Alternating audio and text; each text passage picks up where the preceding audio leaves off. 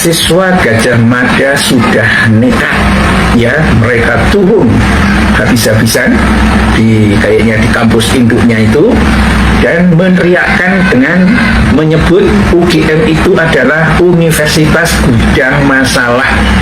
Universitas Gudang Masalah. Kenapa? Ya karena terkait dengan kasus ijazah palsu Jokowi, ya. Dan ini karena kenekatan dari rektornya yang membantu Jokowi menjadi garda terdepan, ya, siap menghadapi rasa malu, dan pada akhirnya kampus itu dikorbankan. Dan sekarang tampaknya mahasiswa sudah tidak sabar lagi, ya, teriak-teriak, ya, revolusi pendidikan. Dan ini saya kira rektornya Ova Emilia harus melihat persoalan ini dengan lebih jernih, ya.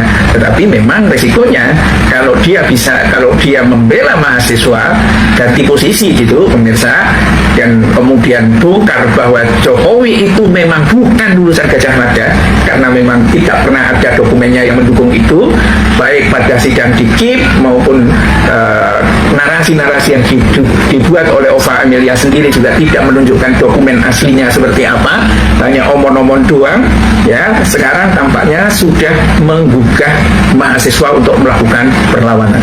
Ini akan menjadi seru kalau perlawanan dari Gajah Mada ini sampai akhirnya bisa mendepak rektor. Kalau rektor tidak berani bersuara, atau rektornya itu, Ova Emilia itu malah kabur dari desakan dari mahasiswa itu, ya.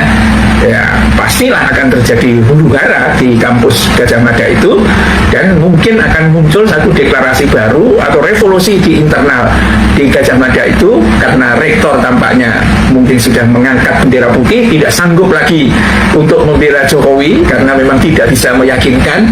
Yang namanya palsu itu memang nggak bisa dengan mudah dibela dengan kecerdasan, pemirsa, ya.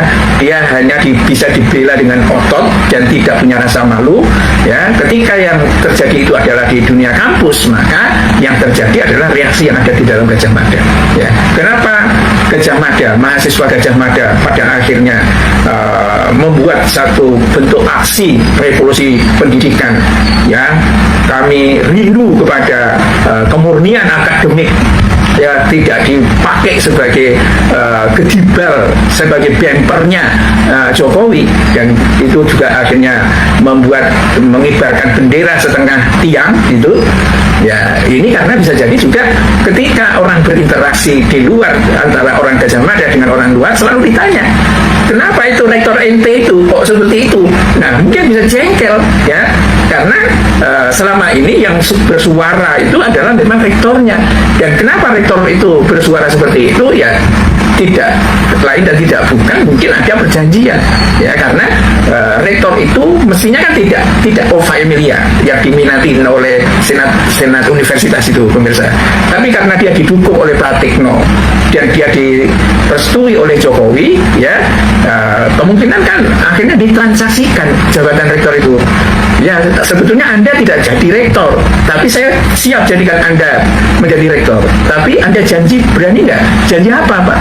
Ini ada persoalan ijazah ini, ya, yang kemungkinan akan Oke, halo teman-teman, kembali lagi bersama saya di channel ini, Salam NKRI Harga Mati. Teman-teman, pada kesempatan kali ini kita diberikan sebuah cuplikan video yang sangat menarik. Tentunya hal-hal seperti ini, teman-teman, menjadi sebuah pemahaman bagi kita dalam menilai perjalanan politik yang cukup luar biasa ke depan. Memang kita menyadari di negara kita sangatlah banyak dinamika-dinamika yang begitu luar biasa dan sulit untuk dipecahkan. Kita sebagai rakyat Indonesia memang tidak begitu mengerti ataupun awam akan hal ini. Namun setidaknya kita menjadi agen of control dalam pemerintahan Prabowo bersama dengan Gibran Raka Buming Raka. Nah teman-teman, dimanapun Anda berada, pada kesempatan kali ini teman-teman, ketika kita melihat, ya, sangat luar biasa sekali, begitu banyak, ya, permasalahan-permasalahan yang terjadi. Dan lucunya itu disebabkan bukan karena rakyat biasa, bukan karena kita yang memang tidak mengerti akan hal ini, tetapi ini disebabkan kerap kali itu karena pejabat-pejabat negara, mantan pejabat, yang dimana mereka sekarang ini tinggal pensiun, ya, mereka juga masyarakat biasa namun mereka pernah duduk sebagai pejabat di negara ini. Lantas ketika mereka membuat suatu tindakan-tindakan yang tidak etis untuk dipertontonkan di depan publik. Salah satunya adalah mantan pejabat ataupun Presiden ke-7 Republik Indonesia, dalam hal ini Bapak Joko Widodo. Jokowi adalah orang yang menjadi figur utama yang selalu dibicarakan di kalangan manapun. Ketika Jokowi menjadi seorang presiden, ya cukup luar biasa, seakan-akan pro kepada rakyat, dan bahkan ada banyak hal yang ia kerjakan yang menurut rakyat di kala itu, ini orang yang tepat, ini pemimpin yang sesungguhnya, seakan-akan pro kepada rakyat yang sedang ia perjuangkan adalah hak-haknya rakyat Indonesia. Nah, teman-teman, dengan minimnya ya pengetahuan rakyat Indonesia di kala itu, masyarakat biasa, mereka yakin bahwasanya ini tulus diberikan oleh Jokowi untuk memajukan negara Indonesia. Ketika Jokowi mengakhiri masa jabatannya, sangat luar biasa sekali pelanggaran-pelanggaran yang dibuat, mulai dari melanggar konstitusi, menabrak aturan-aturan sana sini hanya demi kepentingan keluarga, untuk memperkaya diri sendiri dan haus kekuasaan. Nah, orang-orang seperti inilah apakah layak dijadikan seorang figur di negara ini? Itu jadi pertanyaan besar yang muncul di benak kita dan harus kita telusuri akan hal itu. Teman-teman, kalau kita melihat saat ini ijazah Joko Widodo dibicarakan, ada banyak pihak-pihak tertentu, oknum tertentu, misalnya RRT, timnya Roy Suryo. Ada berapa orang mereka, misalkan Roy Suryo, ada Dr. Tifa, Rismon Sianipar, dan berbagai macam teman-teman yang lain yang menggugat hal ini. Mereka rasa ijazah Jokowi adalah ijazah palsu. Mereka mempertanyakan keaslian dan keabsahan ijazah itu ketika mereka melakukan sebuah penelitian melalui uji forensik. Ya, data yang mereka miliki saat ini yang mengatakan bahwasanya 99,9% adalah palsu, itu kata Roy Suryo. Artinya mereka sudah mengumpulkan bukti beberapa banyak dan itu dapat dipercaya, bahkan ditampilkan di depan publik. Ketika mereka juga dihadirkan di persidangan, mereka membawakan bukti tersebut. Saat ini ya, tim dari Joko Widodo tidak berterima akan hal itu. Mereka merasa bahwasanya ini hanyalah sebuah trik untuk memainkan politik dalam menjatuhkan popularitas seorang Joko Widodo. Teman-teman, apakah yang dilakukan oleh timnya Roy Suryo saat ini tidak dapat dipercaya?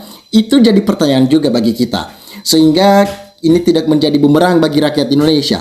Nah, lucunya saat-saat ini teman-teman, ketika Jokowi bersama dengan timnya, pengacara-pengacara hebat yang diundang oleh Jokowi, yang dibayar oleh Joko Widodo, mereka juga tak mampu untuk membantah hal ini. Mungkin kalau secara perkataan, menyampaikan, mereka juga dapat membantah hal ini. Tetapi kalau secara bukti, validasi yang secara sah, mereka tidak dapat memberikan hal itu.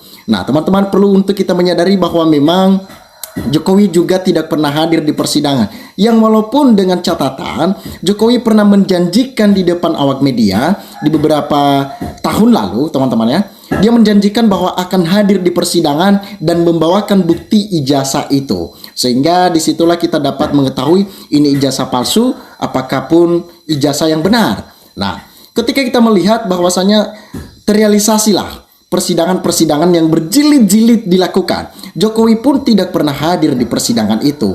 Artinya, kekalahan besar, rakyat sudah memikirkan bahwa ini Jokowi mulai ngibul, artinya tidak berani untuk menunjukkan ijazahnya. Ketika rakyat biasa mengatakan, sebenarnya sangat mudah sekali untuk menyelesaikan perkara sepele, tinggal menunjukkan saja ijazahnya, maka selesai itu barang. Tidak ada lagi yang perlu diperdebatkan, tidak ada lagi yang perlu dipersidangkan. Itulah yang paling penting, teman-teman. Nah, saat-saat ini ketika rakyat mengetahui bahwasanya penegak hukum kita seakan-akan mereka buta, seakan-akan mereka tuli dan tutup mulut dengan polemik-polemik yang terjadi tentang Jokowi seorang diri.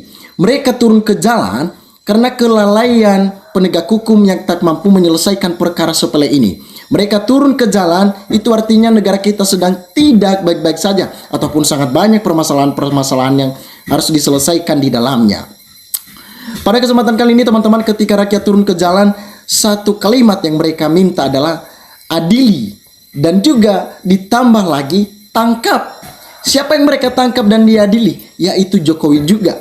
Itu artinya kesalahan-kesalahan yang dibuat oleh Joko Widodo sangatlah berat. Dan jika ini tidak diselesaikan, ini akan menjadi salah satu contoh yang dipertontonkan kepada generasi-generasi berikutnya yang seharusnya tidak etis untuk dipertontonkan. Namun apa boleh buat, Jokowi telah melakukan hal tersebut. Teman-teman dimanapun Anda berada, silahkan berikan tanggapan teman-teman di dalam kolom komentar ini, sehingga kita dapat bertukar pikiran antar satu dengan yang lain lewat kolom komentar ini. Terima kasih teman-teman, salam NKRI harga mati.